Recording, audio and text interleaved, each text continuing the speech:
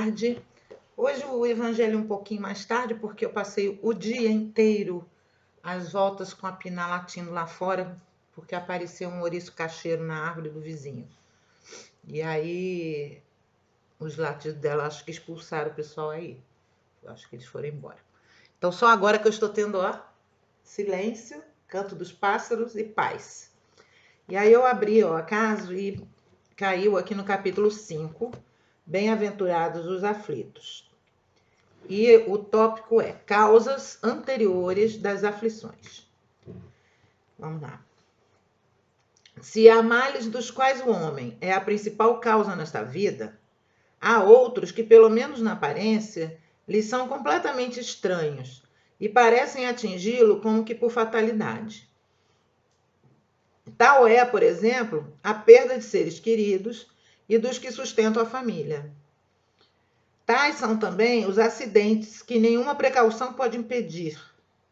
Os reveses da vida que tornam inúteis todas as medidas de prudência.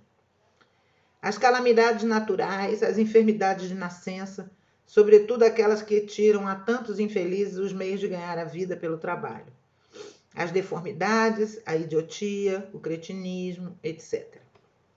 Aqueles que nascem nessas condições seguramente não fizeram nada nesta vida para merecer uma sorte tão triste, sem solução, sem reparação, e que não puderam evitar, estando impossibilitados de as mudarem por si mesmos, e que os expõem à caridade pública. Por que, então, seres tão desventurados e infelizes, enquanto ao seu lado, sob o mesmo teto, na mesma família, outros tão favorecidos sob todos os aspectos? O que dizer, enfim, dessas crianças que morrem ainda pequeninas e que apenas conheceram da vida o sofrimento? Estes são os problemas que nenhuma filosofia ainda pôde explicar ou resolver até agora. Anormalidades que nenhuma religião pôde justificar e que parecem ser a negação da bondade, da justiça e da providência de Deus, na suposição de que a alma e o corpo são criados ao mesmo tempo e de ter sua sorte irrevogavelmente fixada após uma estada de alguns instantes na terra.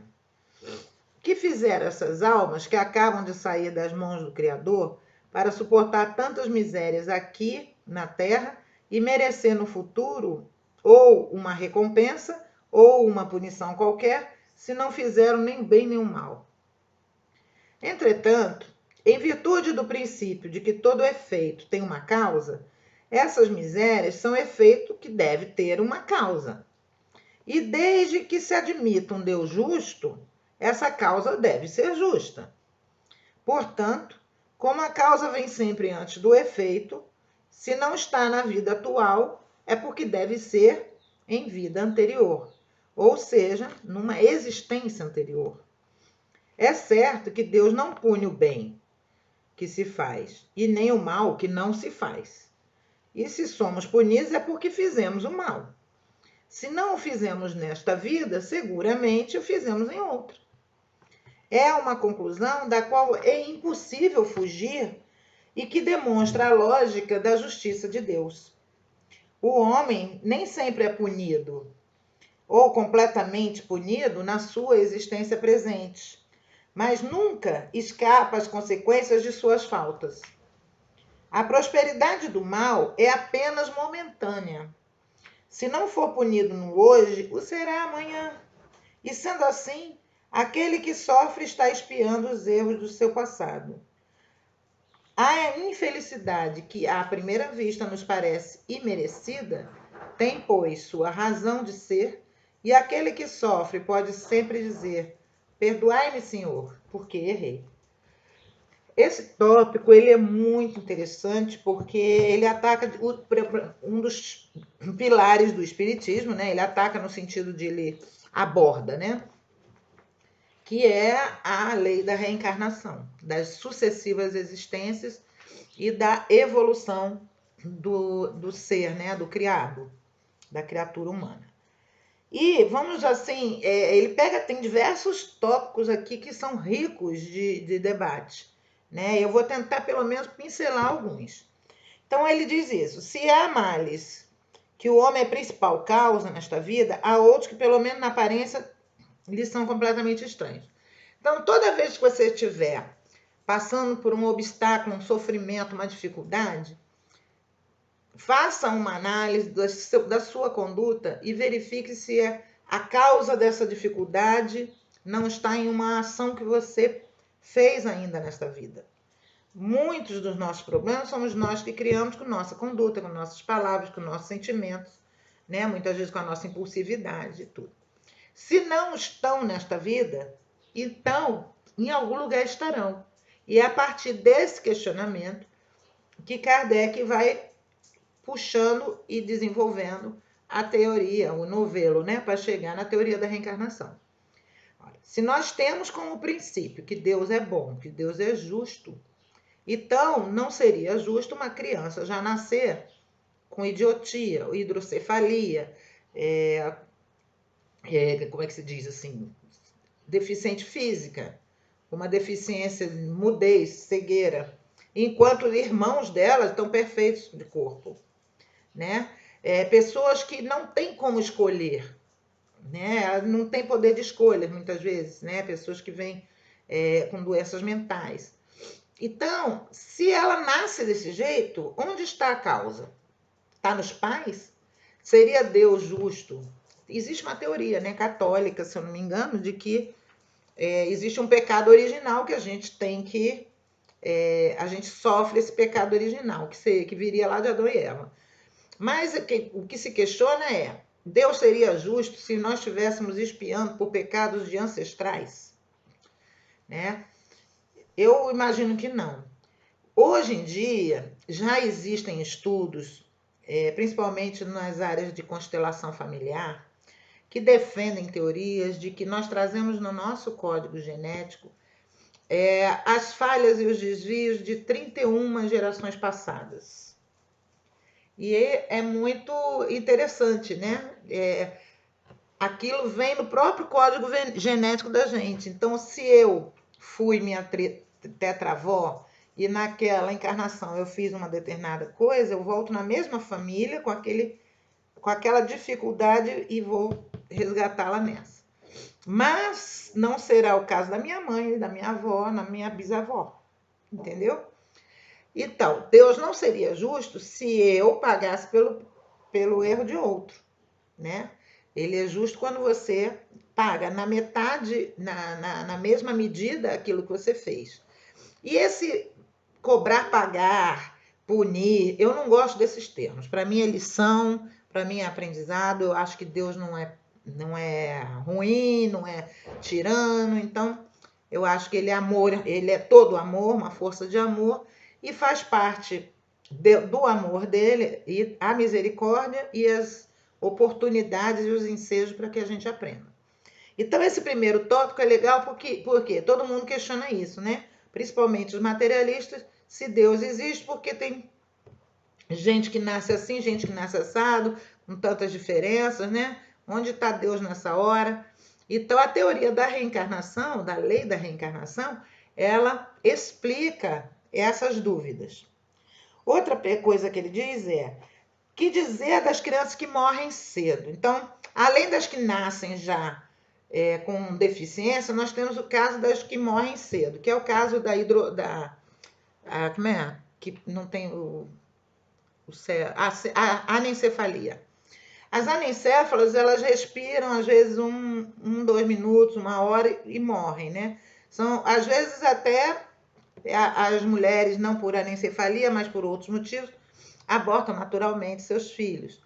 E muitas vezes vivem 6 meses, 8 meses, pegam uma doença e morrem. A mortalidade infantil no Brasil, na África, é muito grande.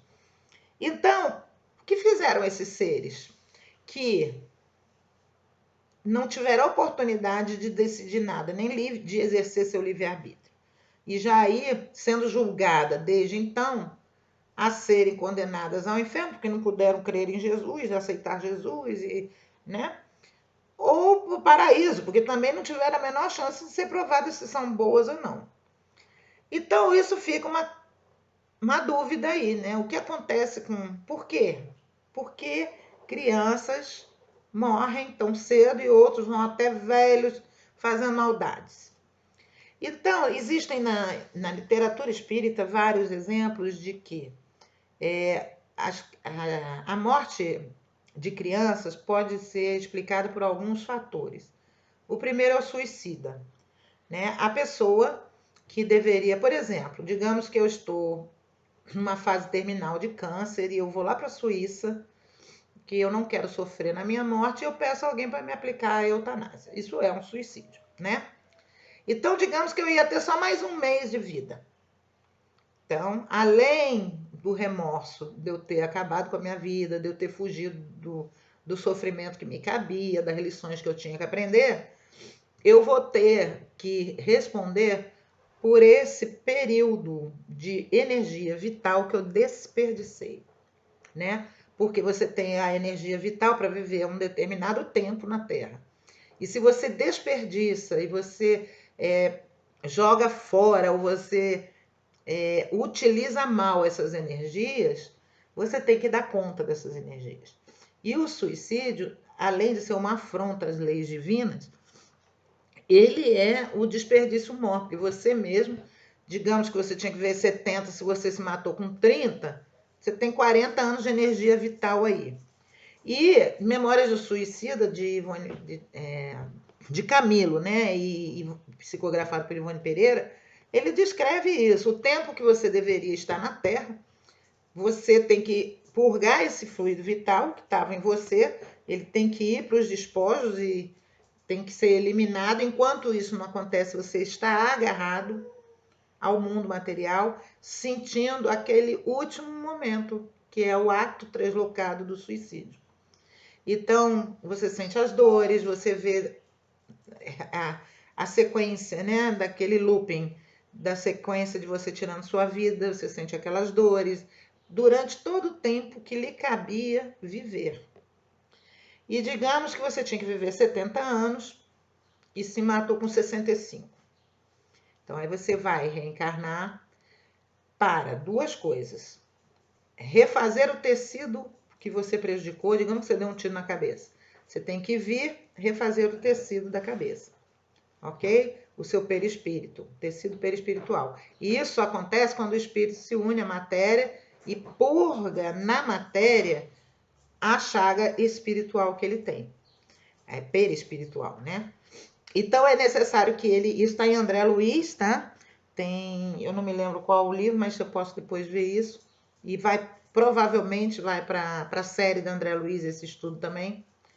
Então, o que acontece? Nasce, às vezes, a criança, só para formar o cérebro, nasce anencefalo e morre. Ok? Por quê? Porque ela deu um tiro na cabeça. Então, ela vem só para formar o tecido do cérebro. Perispiritual, não cérebro humano, material. Formado, ela encarna de novo. E aí ela vai viver 5 anos. Os 5 anos que ela tirou da vida dela. Vai só esses 5 aninhos. Entendeu? Passando pelaquela situação que ela fugiu, né? No caso do Camilo, ele se matou porque ele era um escritor e ele estava ficando cego. E aquela possibilidade de ter que ficar dependendo dos outros o apavorou. E ele deu um tiro. Então ele vai contando, né? Que ele fica um tempão, né? Passando por essas cenas que eu falei, até que ele vai ser socorrido, né? Decorrido o prazo, ele é socorrido. E aí o que resta ao suicida? Aí já vamos para André Luiz. É refazer o tecido perispiritual que foi danificado. Se você se envenenou, você vai ter que refazer todo isso aqui, né? Que foi corroído. Se foi por afogamento, por asfixia, os pulmões, tudo isso.